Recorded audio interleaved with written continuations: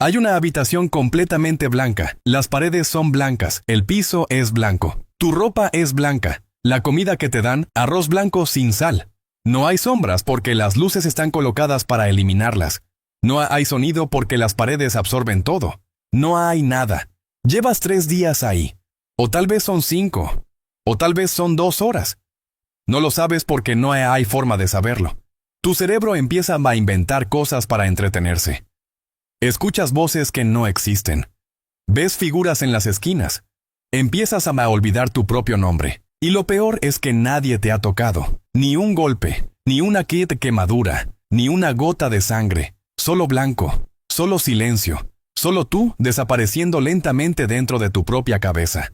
Esto no es ciencia ficción. Esto es la prisión blanca. Y créeme cuando te digo que es solo el aperitivo de lo que vamos a explorar hoy. 5 técnicas de interrogatorio diseñadas por las agencias de inteligencia más poderosas del mundo para romper mentes humanas sin dejar un solo rasguño visible.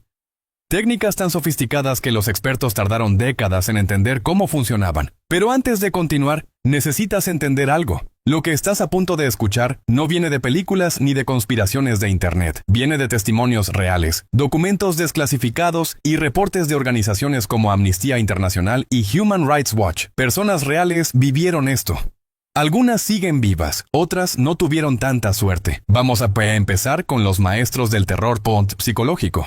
La KGB y la Unión Soviética entendieron algo que otras agencias tardaron décadas en descubrir. No necesitas tocar a alguien para destruirlo. Solo necesitas quitarle todo lo que lo hace humano. En 1938, en las afueras de Moscú, existía un lugar llamado Sukhanovka. Oficialmente era el convento de Santa Catalina. Extraoficialmente era la instalación especial número 110. Un lugar tan secreto que incluso otros agentes de la KGB preferían no mencionarlo. Según la historiadora Lidia Golovkova, que pasó años investigando los archivos del Gulag, en Sukhanovka se documentaron 52 métodos diferentes de interrogatorio. Y cuando digo métodos, me refiero a formas creativas de hacer que una persona desee nunca haber nacido. El favorito de los interrogadores era algo que llamaban el trillado del centeno. Te golpeaban durante días, con interrogadores trabajando en turnos, concentrándose específicamente en las partes más sensibles de tu cuerpo. Pero eso era solo el calentamiento. La privación de sueño podía durar hasta 20 días sin dormir. Para que te hagas una idea, después de solo 3 días sin sueño, el cerebro humano empieza a tener alucinaciones. Después de una semana, pierdes la capacidad de distinguir entre lo real y lo imaginario. Después de 2 semanas, tu personalidad básicamente se desintegra.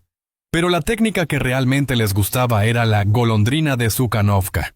Te ataban con una toalla larga que pasaban entre tus labios como si fueras un caballo. Luego te doblaban hacia atrás hasta que tu columna quedaba en una posición que el cuerpo humano no está diseñado para soportar. Los prisioneros quedaban en esa posición durante horas. El resultado, generales de 50 años llorando y llamando a sus madres. El general Sidyakin perdió la cordura y empezó a aullar como un perro en su celda. Muchos prisioneros eran enviados directamente a hospitales psiquiátricos después de sus interrogatorios. Lo más perturbador es que solo se conoce un caso documentado de alguien que resistió sin confesar. Mikhail Kedrov, un bolchevique de familia aristocrática, aguantó todo lo que le hicieron y nunca habló. Lo torturaron durante meses, no dijo nada. Finalmente lo ejecutaron de todas formas, pero al menos murió con su silencio intacto. Ahora, si crees que esto quedó en el pasado soviético, te tengo malas noticias. La técnica evolucionó. La prisión blanca, que te describí al principio, es la versión moderna. Se usa principalmente en Irán.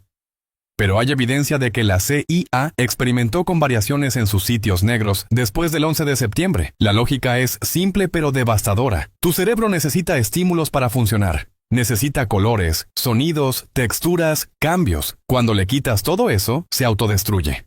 Amir Fakhravar, un activista iraní, pasó 8 meses en una celda blanca en la prisión de Evin. Cuando salió, no podía reconocer a su propia familia. Había perdido la capacidad de formar recuerdos nuevos. Su cerebro literalmente se había reiniciado.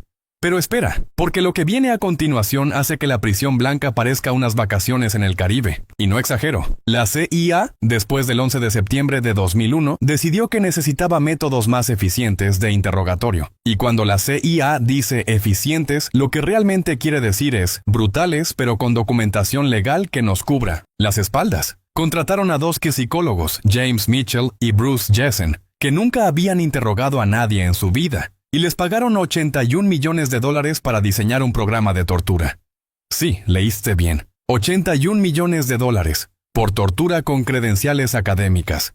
Así nació el programa de técnicas de interrogatorio mejorado. Un nombre muy elegante para lo que básicamente era tortura con abogados presentes. La estrella del programa era el waterboarding, o ahogamiento simulado. Te atan a una tabla inclinada con la cabeza más abajo que los pies, te cubren la cara con un trapo, y luego te vierten agua sobre la boca y la nariz durante entre 20 y 40 segundos. La sensación es exactamente igual a ahogarte. Tu cuerpo entra en pánico total. Tus pulmones se llenan de líquido, cada instinto de supervivencia se activa al mismo tiempo, y cuando crees que estás a punto de morir, paran, te dejan respirar unos segundos, y luego lo hacen de nuevo. Khalid Sheikh Mohammed, el supuesto cerebro del 11 de septiembre, fue sometido a waterboarding 183 veces en un solo mes. 183 veces. Eso es aproximadamente 6 veces por día, todos los días, durante un mes. Pero el waterboarding era solo una herramienta en el arsenal. También estaban las posiciones de estrés, donde te obligaban a mantener posturas dolorosas durante horas. Los golpes de pared, donde te estrellaban contra muros especialmente diseñados para hacer ruido sin causar daño visible. Las cajas de confinamiento, espacios tan pequeños que no podías ni sentarte ni pararte. Y mi favorita personal, la exposición a insectos. Metían al prisionero en una caja y le decían que iban a soltar arañas venenosas. En realidad eran orugas inofensivas, pero cuando estás encerrado en la oscuridad total, tu imaginación hace el resto del trabajo. Lo más irónico es que varios estudios, incluyendo uno del propio Senado de Estados Unidos, concluyeron que estas técnicas no producían información confiable. Los prisioneros decían lo que fuera para que parara el dolor, ¿verdad o mentira? Abu Ghraib se convirtió en el símbolo de todo esto. Las fotos filtradas en 2004 mostraban prisioneros iraquíes desnudos, apilados en pirámides humanas, siendo atacados por perros, con soldados estadounidenses sonriendo y levantando el pulgar junto a ellos. Un prisionero, identificado solo como Mahli, sobrevivió para contar su historia. Lo desnudaron, lo apilaron con otros prisioneros, le pusieron una bolsa en la cabeza. 20 años después, todavía tiene marcas de mordidas en sus brazos que él mismo se hizo tratando de lidiar con el trauma. Su esposa lo dejó por la vergüenza. Sus hijos tuvieron que cambiar de escuela por el acoso. 11 soldados fueron condenados. Ningún oficial de alto rango fue procesado. La CIA destruyó las grabaciones de video de los interrogatorios. Y los psicólogos que diseñaron todo esto nunca pisaron una cárcel. Pero no te vayas todavía, porque lo que viene ahora es quizás lo más perturbador. Un lugar donde la tortura está básicamente legalizada con un asterisco. Ahora viajemos a un lugar donde la línea entre interrogatorio legal e ilegal básicamente no existe. El Shin Bet, el Servicio de Seguridad Interior de Israel, opera bajo algo que llaman la doctrina de la bomba de tiempo.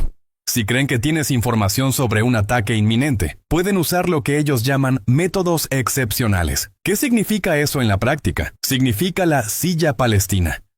Una posición donde te obligan a agacharte sobre una silla con todo tu peso centrado en los muslos durante horas. El dolor es tan intenso que un interrogador estadounidense que la probó por curiosidad aguantó menos de un minuto. Significa el Shaba, donde te atan las manos y los pies a una silla en posiciones dolorosas durante días. Significa privación de sueño, exposición al frío extremo, encierro en celdas putrefactas y asfixiantes. Samer Arvid fue arrestado en 2019 sospechoso de participar en un ataque. 2 días después de su detención, estaba en cuidados intensivos con falla renal y 11 costillas rotas. Su abogado apenas lo reconoció cuando lo llevaron a la corte. Desde 2001 se han presentado más de 1,200 quejas contra el Shin Bet por tortura. ¿Cuántos agentes han sido procesados? 0, ni uno solo. Las investigaciones se cierran por falta de evidencia. Siempre. Sin excepción. Lo más escalofriante es que la silla palestina se exportó. Un interrogador estadounidense llamado Eric Fair confesó en sus memorias que soldados americanos en Abu Ghraib aprendieron a construirla durante entrenamientos conjuntos con Israel. La llaman la silla palestina, escribió, porque esos son los que se sientan en ella. Pero si crees que esto es malo, espera a escuchar lo que hacía la Gestapo. Porque resulta que muchas de estas técnicas no son nuevas. Solo cambiaron de nombre. Heinrich Müller, jefe de la policía secreta nazi, acuñó un término en 1937 que suena inquietantemente familiar. Verschärfte Vernehmung, interrogatorio intensificado. Suena igual que técnicas de interrogatorio mejorado, ¿verdad? No es coincidencia. En el Klapperfeld, la prisión de la Gestapo en Frankfurt, los interrogatorios se dividían en 3 niveles. El primero era insultos, amenazas, bofetadas y patadas. El segundo era golpes con mangueras de goma, ahogamiento y colgamiento de cabeza. El tercero involucraba instrumentos de tortura y extorsión usando a familiares. Lise Lesèvre, una mujer de la resistencia francesa, fue interrogada durante 19 días. La torturaron en 9 de ellos. Primero la colgaron de esposas con púas por dentro mientras la golpeaban con barras de goma. Luego vino la bañera. La obligaron a desnudarse y meterse en una tina llena de agua helada. Le ataron las piernas a una barra y Klaus Barbie, el infame carnicero de Lyon, jalaba una cadena para hundirla bajo el agua. Durante la tortura de la bañera, testificó después, quise beber para ahogarme más rápido. En su última sesión, Barbie ordenó que se acostara sobre una silla, mientras él personalmente le golpeaba la espalda con una bola con púas. Le rompió una vértebra. 70 años después, Lesèvre seguía sufriendo las consecuencias. Lo que hizo únicos a los nazis no fue su creatividad, fue su sistematización. Documentos del juicio de Nuremberg muestran que los mismos métodos se aplicaban de manera idéntica en Francia, Bélgica, Holanda y Noruega. Era tortura industrializada. Y finalmente, llegamos al lugar donde el concepto de derechos humanos simplemente no aplica. Un lugar tan cerrado que la mayor parte de lo que sabemos viene de personas que arriesgaron sus vidas para escapar y contar lo que vivieron. Corea del Norte opera un sistema de campos de prisioneros que hace que los gulags soviéticos parezcan colonias de vacaciones. Se estima que entre 80.000 y 200.000 personas están encerradas en estos lugares en este momento. Mientras escuchas esto, mientras tomas tu café, mientras te preguntas qué vas a cenar, hay gente siendo torturada en campos que aparecen claramente en imágenes satelitales, rodeados de torres de vigilancia y cercas electrificadas. Los testimonios de desertores pintan un cuadro que parece salido de una novela distópica. Los prisioneros son obligados a sentarse perfectamente quietos en el piso durante días, de rodillas o con las piernas cruzadas, las manos en el regazo, la cabeza agachada, los ojos fijos en el suelo. Si te mueves, te golpean. Si levantas la vista, te golpean. Si te quedas dormido, te golpean. Un sobreviviente describió su experiencia con el ahogamiento norcoreano. Me acostaron boca arriba, dijo. Me pusieron una tabla sobre el estómago y empezaron a verter agua en mi cara. Cuando perdí la conciencia, sentí a los interrogadores saltando sobre la tabla para forzar el agua. Fuera de mi cuerpo. Empecé a vomitar dolorosamente y sin control. Lo que hace único al sistema norcoreano es el principio de responsabilidad familiar. Si te atrapan criticando al régimen, no solo tú vas a prisión, tu esposa, tus hijos, tus padres, hasta tus abuelos pueden terminar en un campo de trabajo. Kang Cheol-hwan fue enviado a un campo cuando era niño porque su abuelo fue acusado de ser espía. Pasó 10 años ahí. Vio prisioneros ejecutados por intentar escapar. Vio niños morir de hambre. Vio cosas que prefiere no describir. Se estima que cada año, entre 1.500 y 2.000 prisioneros, la mayoría niños, mueren deliberadamente de hambre y trabajo excesivo en uno solo de estos campos. Niños. Por crímenes que no cometieron. Thomas Borgenthal, un ex juez de la Corte Penal Internacional que sobrevivió a Auschwitz cuando era niño, dijo algo que debería helarte la sangre. Las condiciones en los campos norcoreanos son tan terribles, o incluso peores, que las que vi en mi juventud en los campos nazis. Un sobreviviente de Auschwitz diciendo que hay algo peor. Piensa en eso. Entonces, ¿qué aprendimos hoy? Que los seres humanos somos increíblemente creativos cuando se trata de hacer sufrir a otros. Que las agencias de inteligencia más sofisticadas del mundo han invertido décadas y miles de millones en perfeccionar el arte de destruir mentes.